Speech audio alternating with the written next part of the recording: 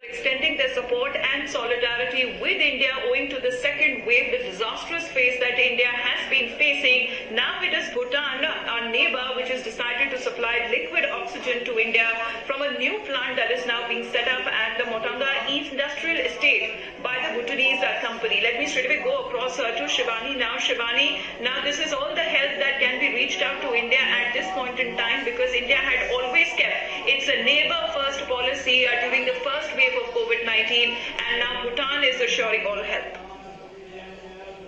Exactly, Amita, that's what we are witnessing, that each day new hands are coming ahead for help to India, and now Bhutan has announced that it will be supplying the liquid medical oxygen which is required by India at this time when India is battling the second wave of coronavirus pandemic, and each day 40 metric tons of this liquid medical oxygen will be supplied to India by Bhutan from its new industrial plant which is in Motanga. But that's what the information has just arrived, and we are waiting it for from the public. And now Bhutan has also come ahead and extended a hand of cooperation to India with the 40 metric tons of oxygen supply which has promised and assured to reach out to India each day.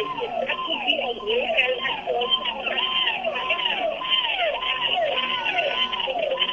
United States, United Kingdom, Germany, France, Canada, they all have come and all have extended a hand of help to India. That shows that how India's policy of Vasudev Kutumbakam, that world is a family, and how it has been helping other nations in their hour of need is now paying back, and now India is receiving help from every country on this globe. And now Bhutan, the neighbor, has also come up, and they are, though it's a small country, but it has also extended help, and it has said that it will be giving India 40 metric tons each day of this liquid oxygen, which is quite a big help.